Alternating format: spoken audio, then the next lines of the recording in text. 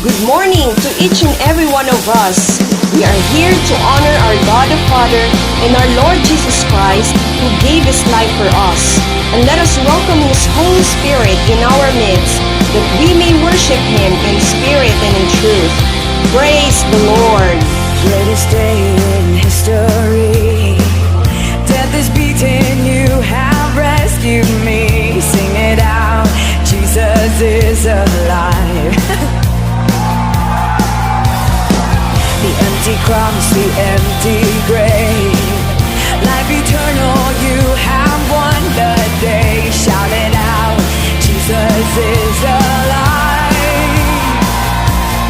He's alive. And oh, happy day, you wash my sin away. Oh, happy day, I'll never be the same. No, no, no, forever I am changed.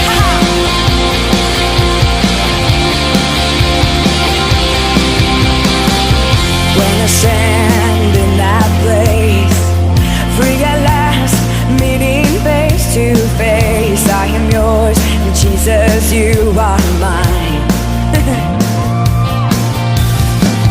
Endless joy and perfect peace.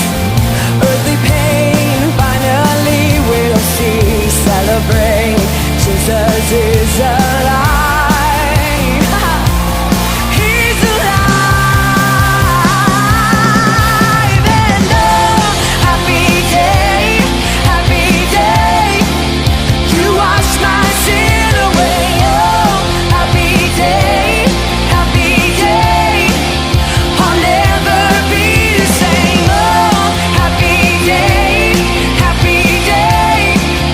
you wash my sin away. Oh, happy day,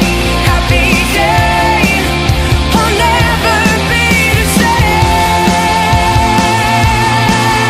No, no, no, forever I am changed. Yeah, yeah, yeah, yeah, yeah.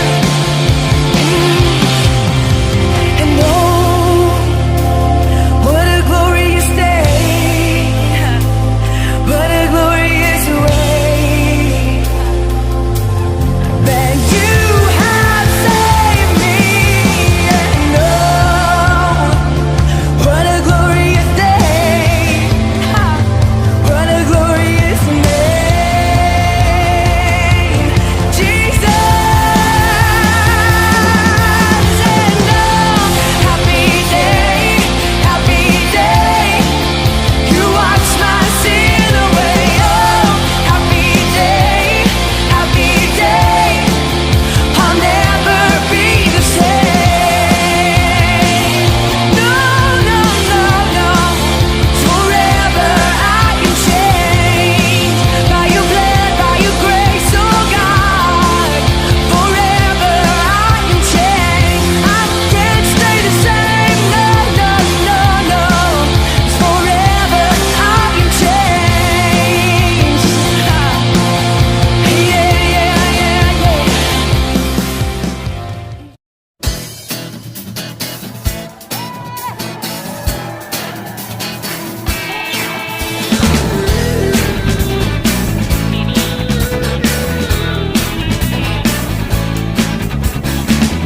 I know He rescued my soul. His blood covered my sin. I believe.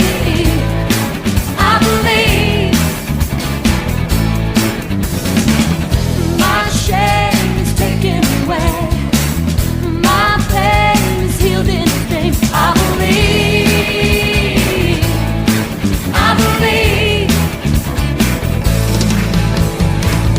I'll raise a banner. My love has conquered the grave. My Redeemer lives. My Redeemer lives. My Redeemer lives. My Redeemer lives.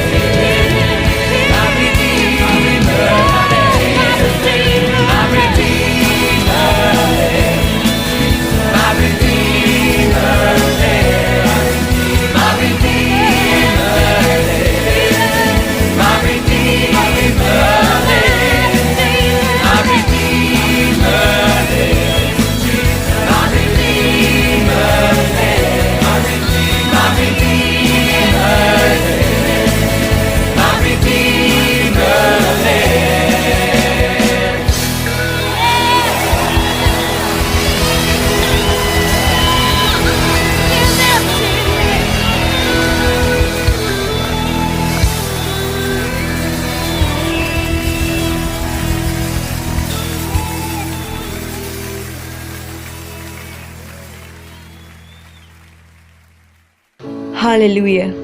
Father, thank you for you know us.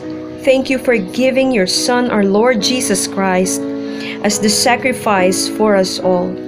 Thank you that He paid it all for us, that we may experience your love and everlasting life. Thank you, Lord Jesus, for giving yourself for us. And thank you, dear Holy Spirit, for being with us. We praise you and we honor you. Oh Lord, you've searched me. You know my way.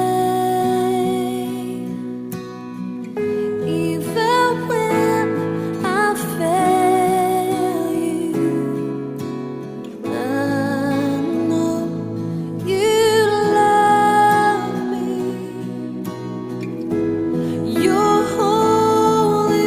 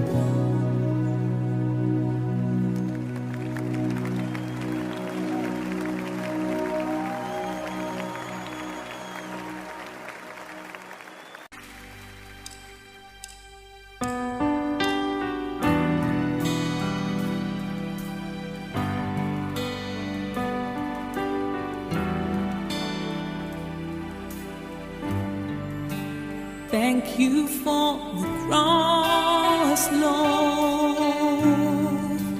Thank you for the price you paid, bearing all my sin and shame. In love you came, gave amazing grace.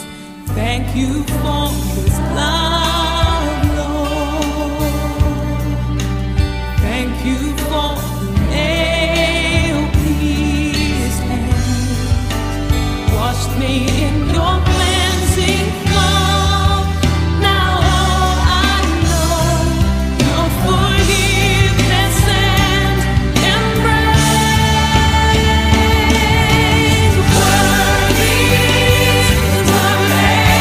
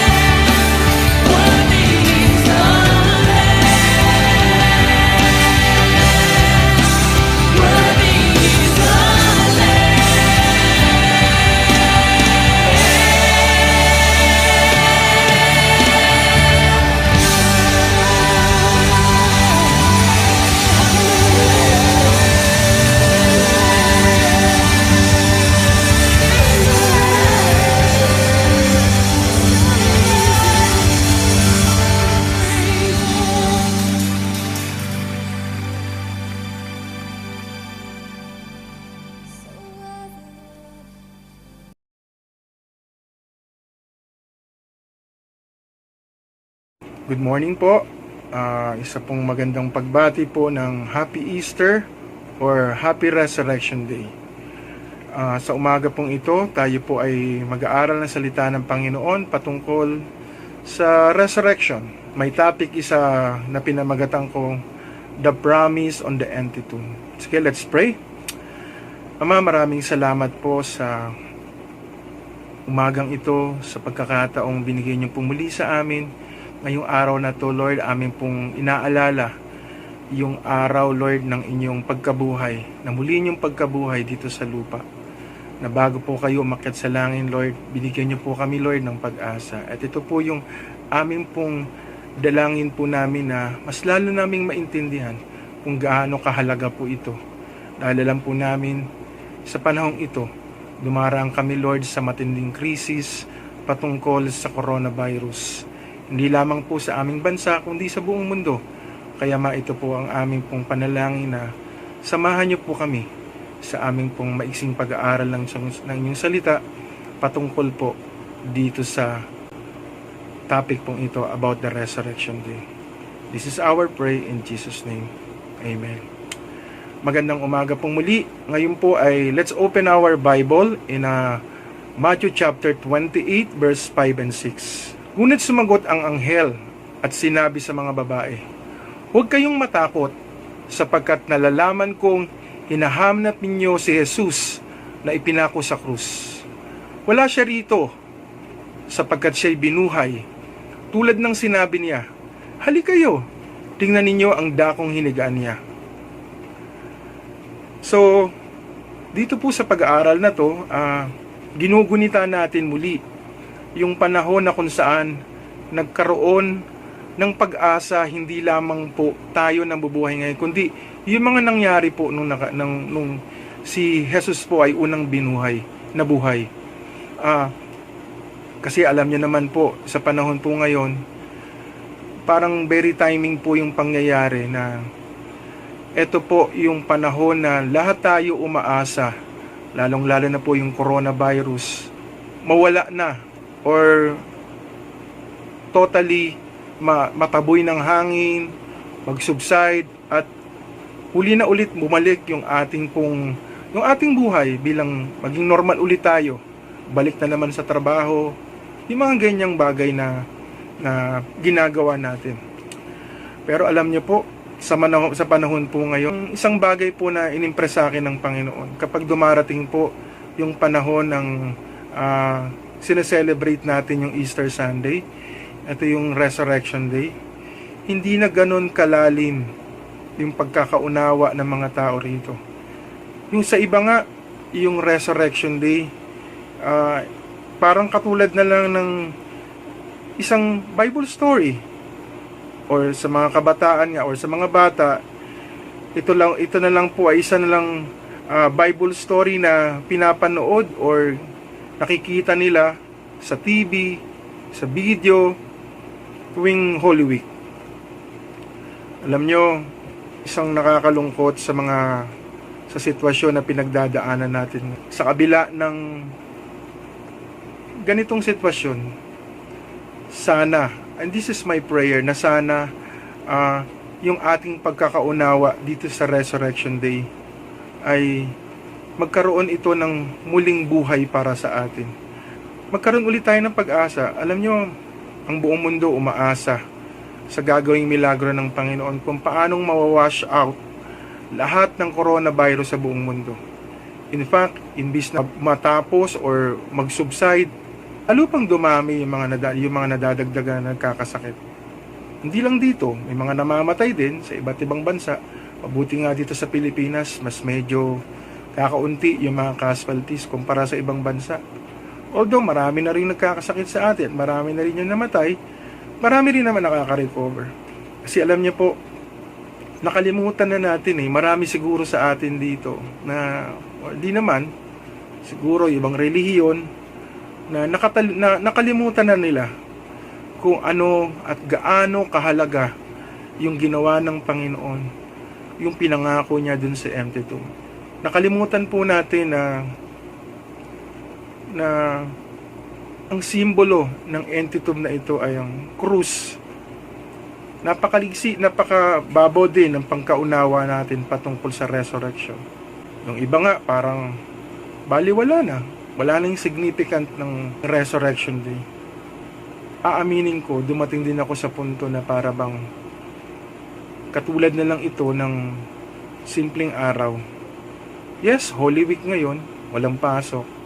Pero para na lang po itong katulad ng iba na simpleng araw, na wala na talaga yung essence ng resurrection na ginawa ng Panginoon dun sa krus.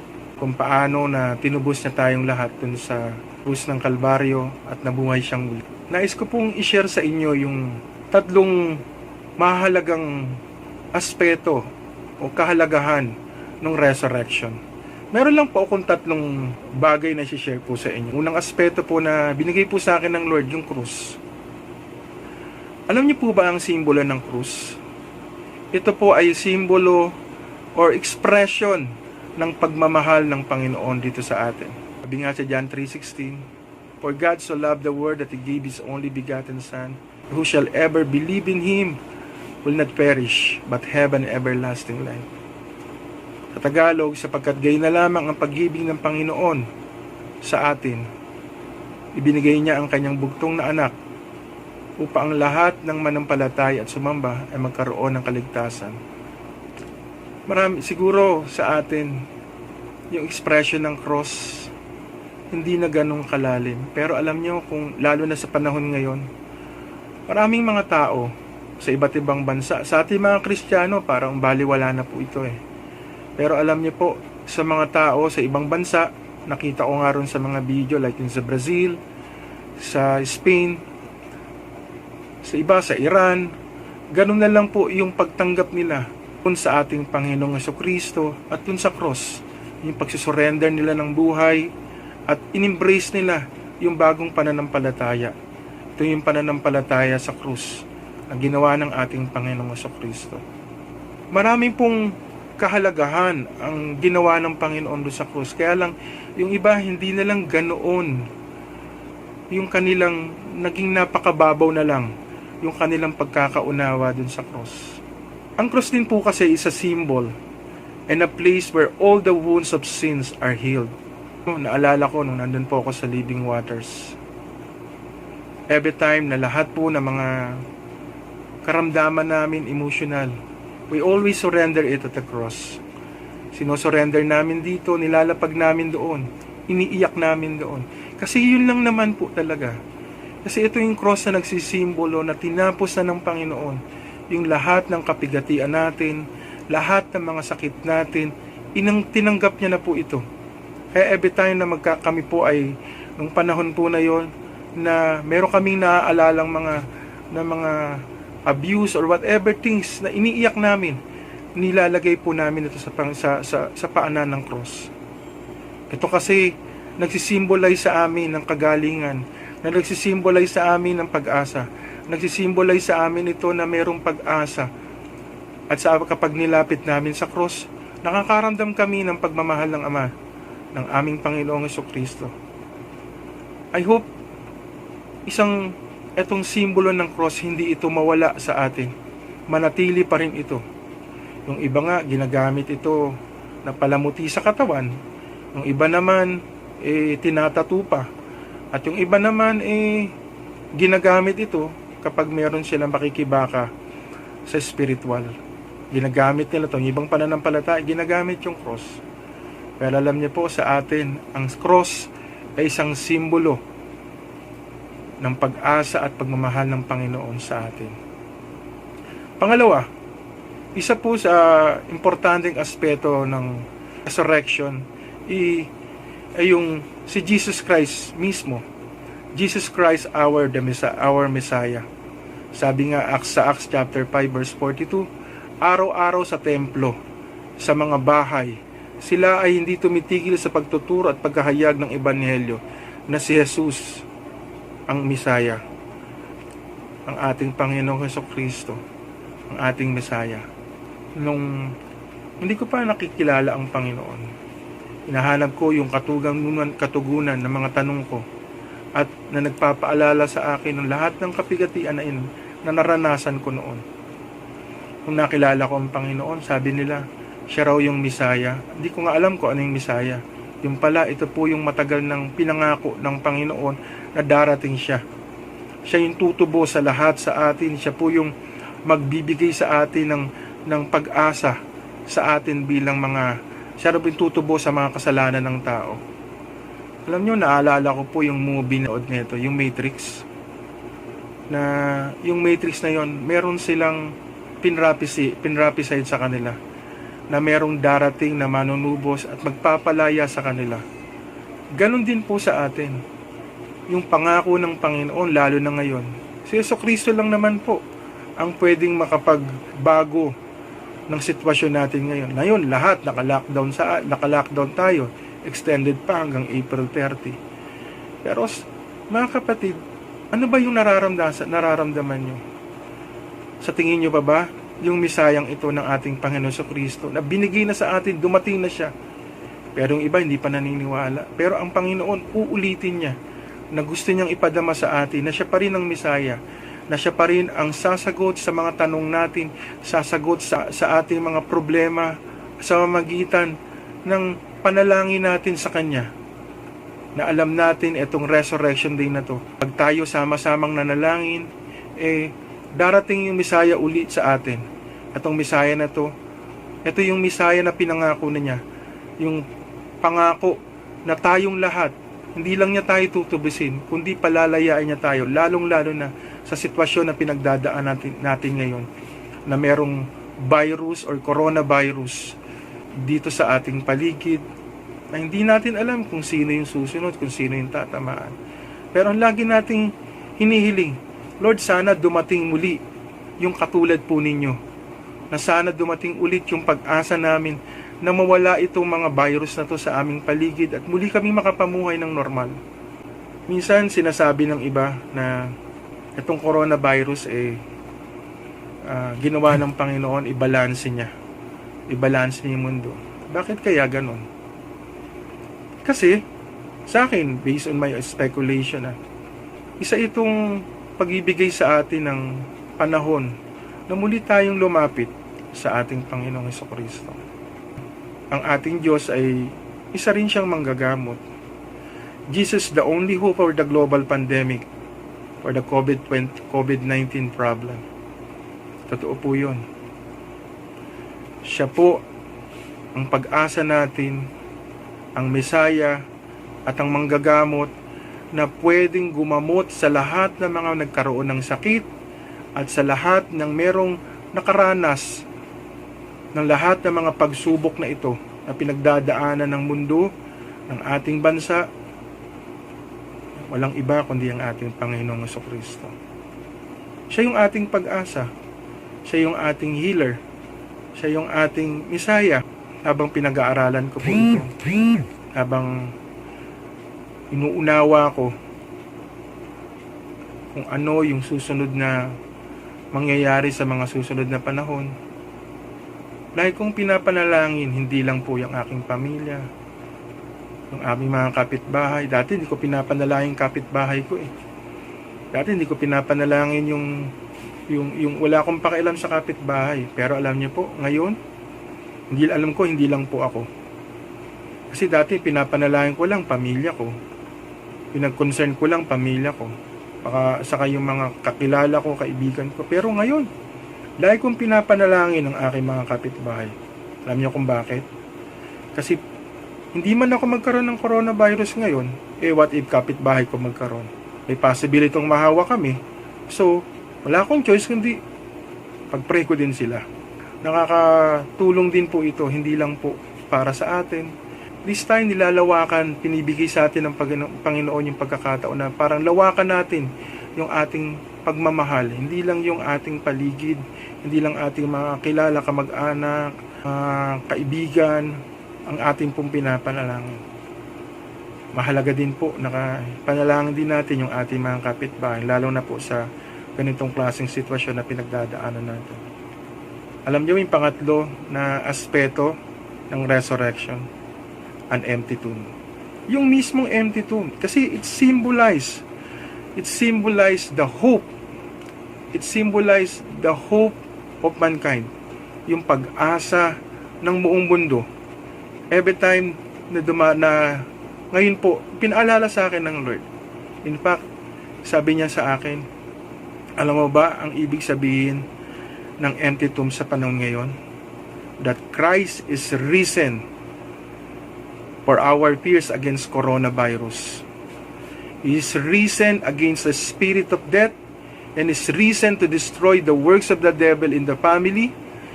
Christ is risen to redeem us from all curses flowing in the family. That Christ is risen for you and forever be alive in you. Christ is risen for the broken marriages. Christ is risen for people who are suffering from depression and any emotional sickness. He is risen for your business. Christ is risen and forever be alive in us.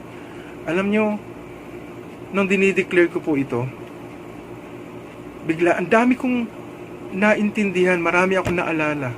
Nakita ko yung pag-asa, nakita ko na ang lahat ng solusyon nung panahon ng ating Panginoong Jesucristo ay nabuhay namang muli.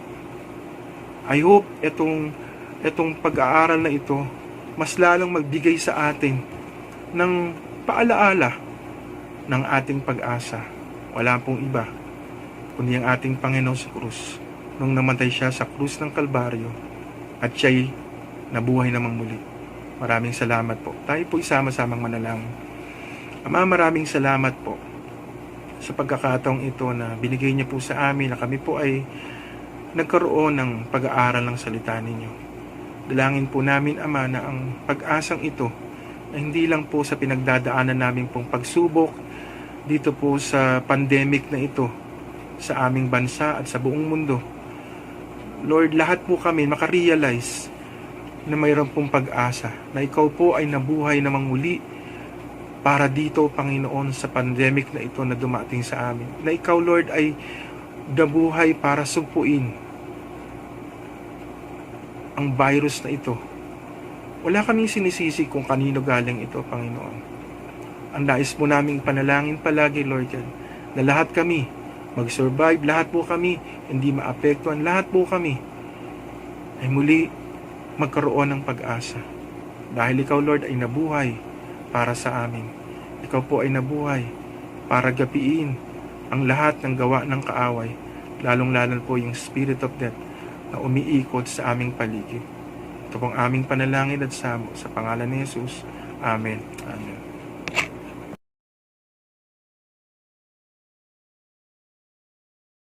Habang po pinamamahagi ang mga elemento, tayo po sandaling yumuko at manalangin sa Panginoon.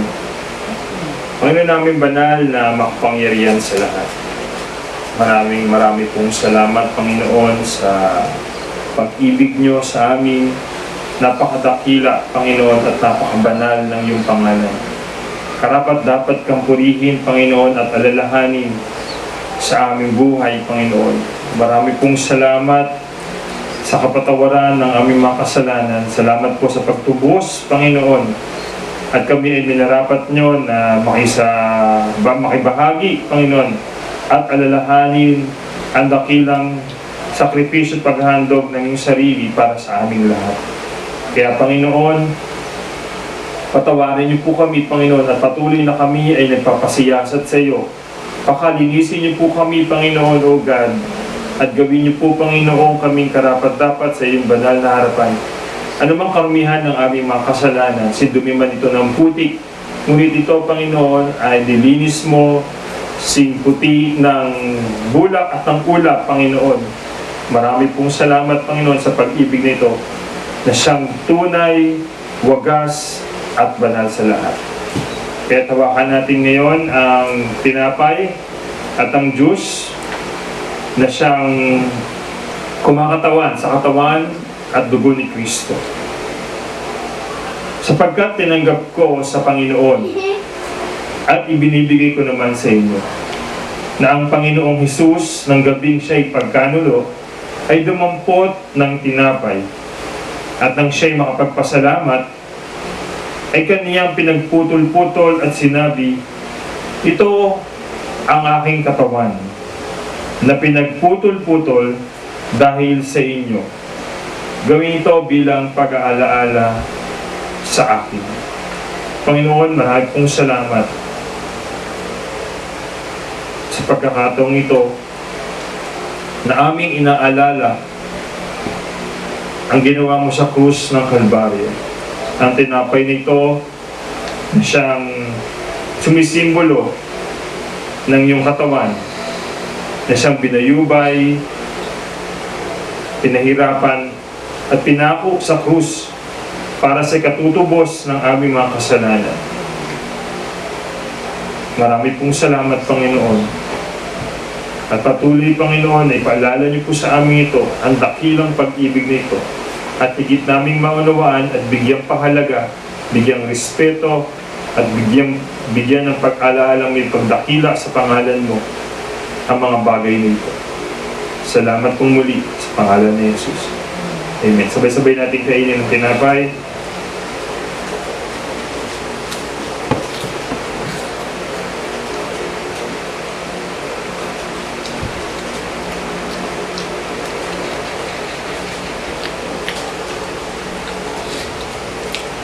Gayun din naman, hinawakan niya ang saro at pagkatapos na makahapon na sinasabi, ang sarong ito, siyang bagong tipan ng aking dugo. Gawin ito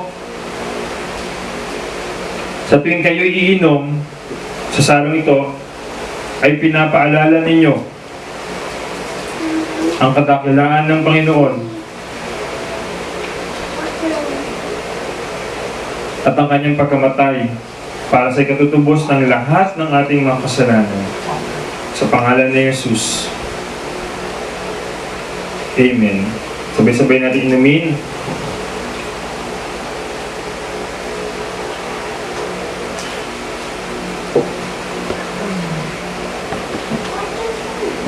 Maraming pong salamat, Panginoon, sa dakilang pag-ibig niyo po sa amin.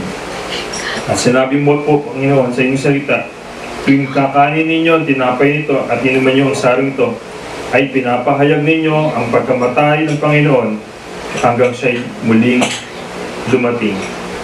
Papuri at pagsamba sa pangalan ni Jesus. Amen.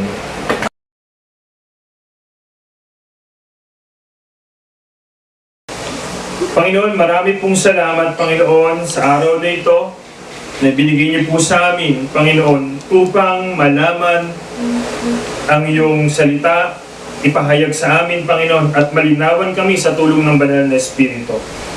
Lahat ng meron sa amin, Panginoon, ay binibigay po namin sa iyo. Ang aming buong lakas, ang aming buong isip, at aming buong kaluluwa ay inihahandog po namin sa iyo.